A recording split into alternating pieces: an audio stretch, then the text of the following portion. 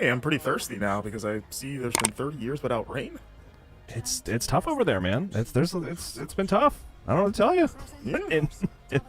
In Prince of Persia, The Lost Crown, which is what we're looking at today, a game that I have been very excited for. How do you feel about Prince of Persia, Marcus? Are you a fan of the franchise? I'm a huge fan of the franchise. I've played. I mean, I guess I can't say I played every game because I didn't play like I played like the OG one once, but like, I mean, I came in with the Sands of Time trilogy back in the day and played every game since then. So yeah, I like me some Prince.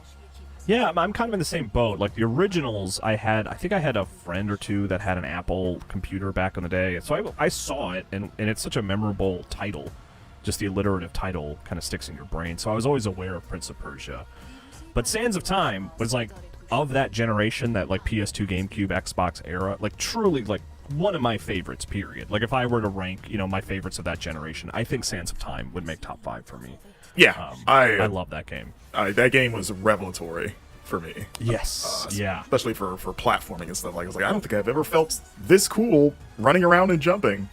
Yeah, I mean, it was a game that kind of, not to like really inflate it too much, but like similarly to Tears of the Kingdom this year, 2023, and like Ascend and Ultra Hand, after playing Sands of Time, I felt like and I would play other games, I felt like there was some mechanic that was missing, the running along walls and rewinding time.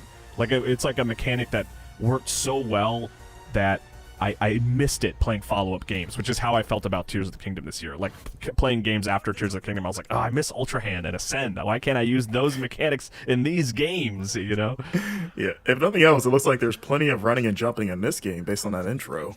Yeah. Well, yeah. Let's get to, we're talking about Sands of Time a lot, but this, of course, is Prince of Persia: The Lost Crown, which I got to play the opening 3 hours of. I think it might have even been a little more than that. I think it was like 3.5 hours or something like that. But like, truly, they gave me, and I believe other folks as well, like a chance to just play from the beginning.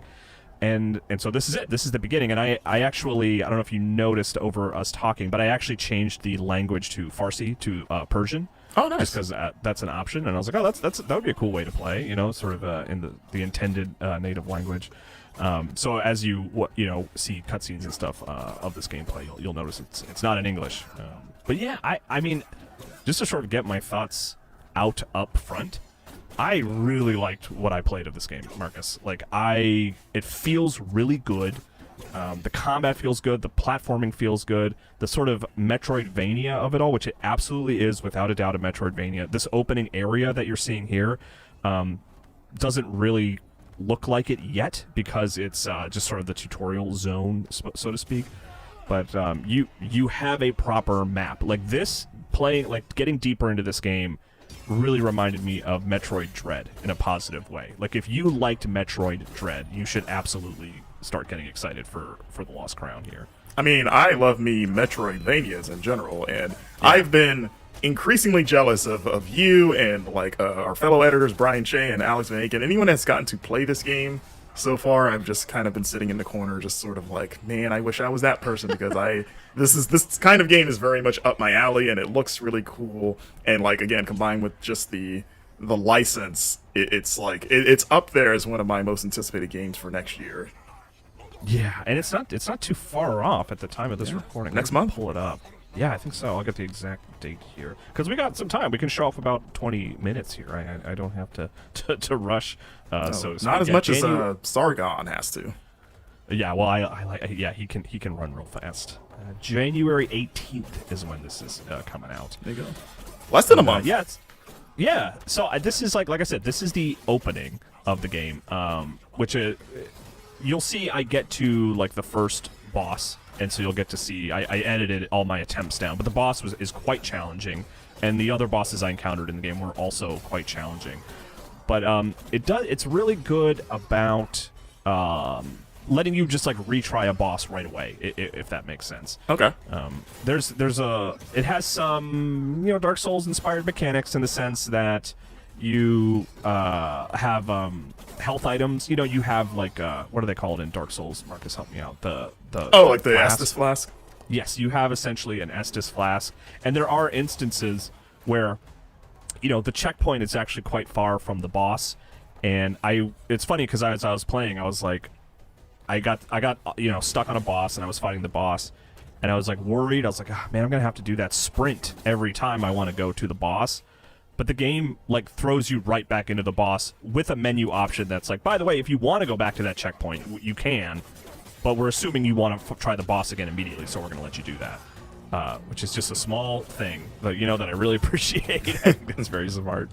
No, for sure. So I think we should, for those wondering, despite the name, this guy is not the prince, correct? Yeah. So this is now it's funny because I played a lot of this game and I spoke with Ubisoft Montpellier for this big feature that's in the Final Fantasy VII Rebirth issue of the magazine. But it was a little while ago, so you'll have to forgive me if some of the details don't come to my mind immediately. But yes, you're playing as Sargon here, who is a member of the team called the Immortals, which are like this. There's the Persian army, and then there's the Immortals, which are like these powerful, like many have like magical abilities, strong armies. Like in the storyline of the game, like the Persian army is struggling, and then the Immortals show up and just like destroy everybody. And Sargon is like the youngest member of this team, and he's like still trying to prove himself within this group. But I will say, like narratively, they're all very supportive, and like they treat him as kind of like, hey, Sargon, the new guy, let's put him through his paces, let's give him the opportunity to show his stuff. Is kind of how I felt about interacting with the rest of the team. So the rest they're all very nice. So I guess we saw the rest of the team earlier. Is the other guys that was sort of helping him out in combat? Yeah, and he's kind of sort of seen them here and there. Like I was just talking to one of them, Varham, I think. Yeah. Okay. Did they? I assume they're just here for this intro part. At least no. So like there's the intro here where they show up, and then what happens is the prince gets kidnapped. The sort of the titular Prince of Persia, if you will, of Persia gets kidnapped, and you have to go after him and try and save him. Yeah. And so it's Sargon and the rest of the Immortals. They're like, the best soldiers in the world, in this world, so they are sent to go and find the prince in this place called Mount Qaf, Qaf. And Mount Qaf is like this area that people don't really investigate or go to because it's become this kind of like this weird magical place where confusing stuff happens.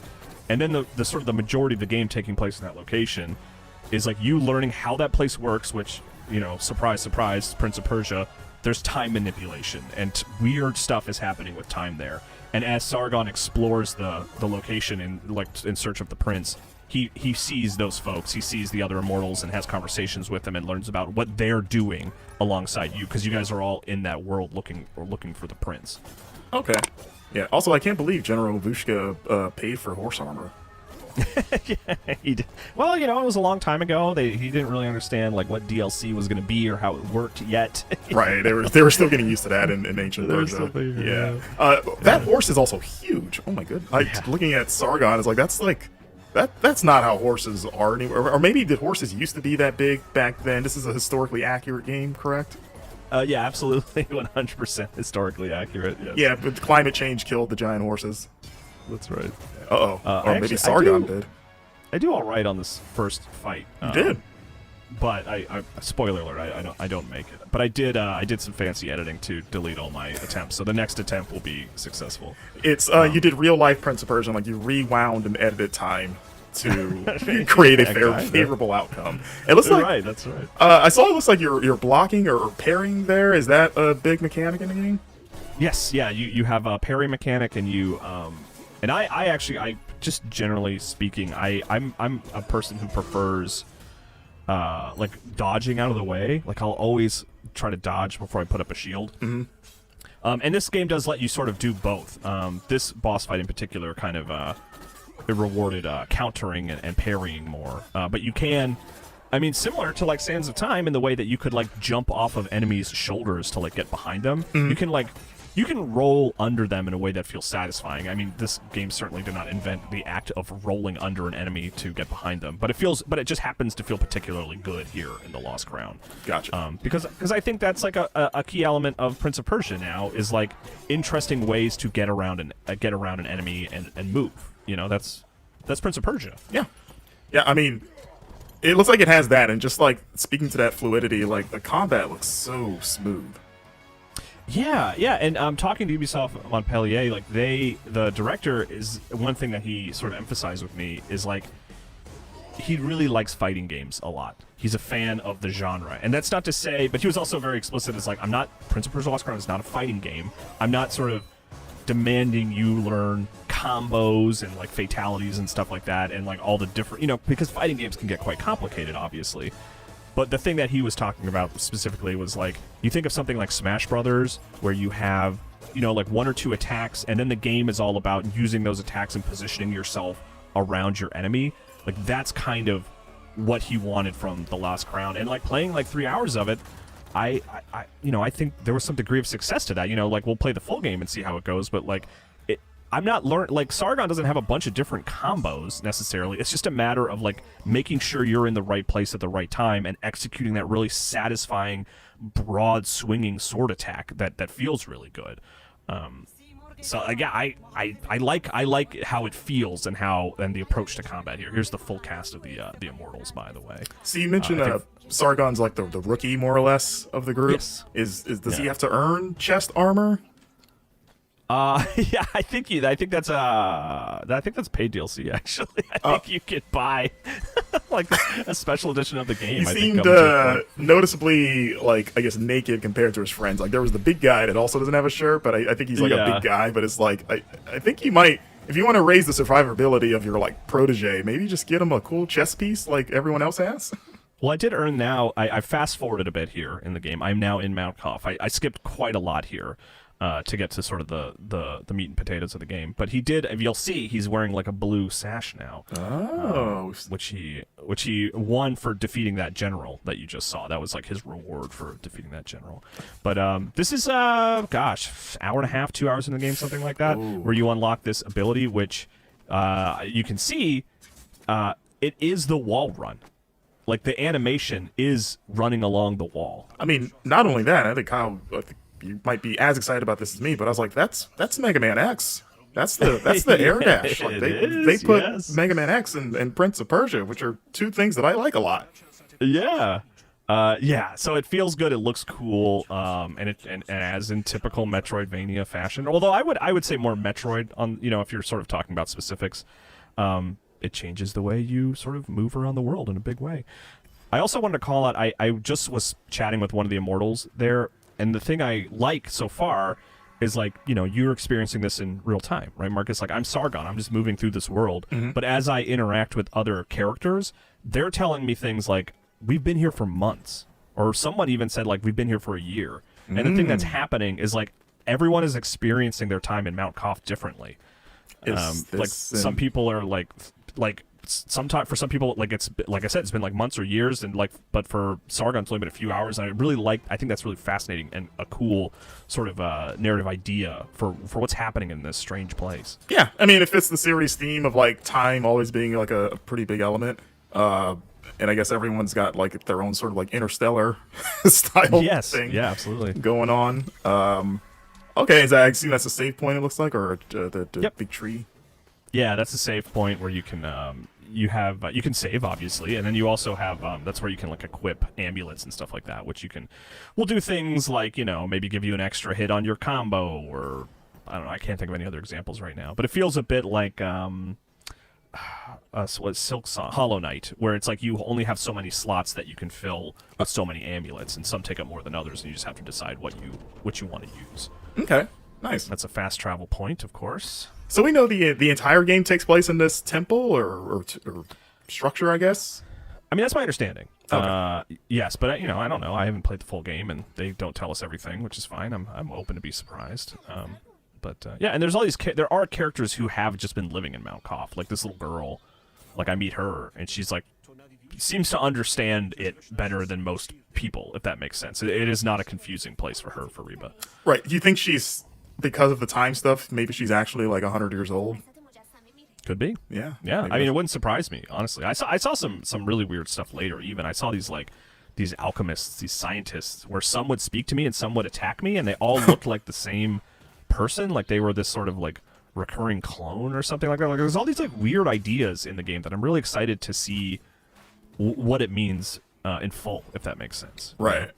Do you know like any of the other abilities that you unlock later? Did Ubisoft share any upcoming abilities, or did you get to mess with any beyond the sort of like air dash that you got there? Yeah, I'll show off at least one other one, which is like this weapon that you can throw to like activate switches and retrieve, or you can use it as a weapon. Okay. And like use it in puzzle solving in the sense of like you throw this item at a switch, you enter the door, and then you can retrieve the weapon, which closes the door behind you and stuff like that. So you'll see that in a bit. Yeah, I can't help but like, and whenever I see like games like this with like really kind of like tight, precise platforming, like my muscle instincts kick in, or I feel like I'm playing, or I'm like, oh, I know how I would hit that wall, and right, yeah, it's like, oh, this looks really good.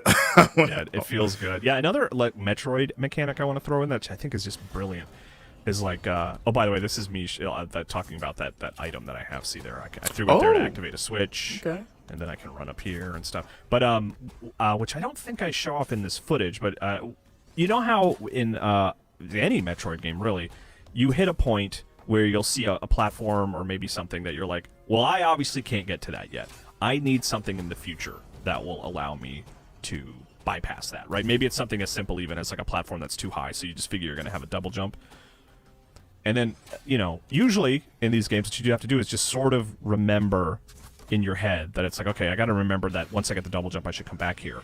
But in Lost Crown, what you can do, I believe it's just up. It's either up or down on the D-pad. It's very quick action. Is you take a photograph of what you're seeing, right? And when you take that photograph, it automatically puts it on your map. So when you go and look at your map, you see your screenshot that you took. So is it like contextualizing that within the plot? I assume he's not pulling out like a camera or anything. Like, what's the? No. There's like Fariba, that little girl we met. She gave you an item to allow you to do that. Oh, It's like a memory.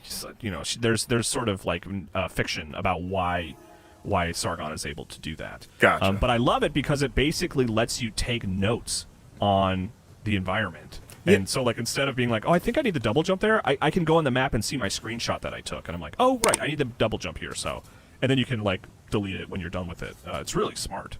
Yeah, and this is one last area underground that I wanted to show off. This is close to the end of my play period, but yeah, that's Prince of Persia: The Lost Crown, Marcus. I really like what I've played so far, and I'm really excited to even replay what I played when the game comes out. Oh yeah, I'm super psyched to play this. Yeah, but yeah, thanks for sitting in, Marcus. I appreciate it. Yeah, thanks for having me.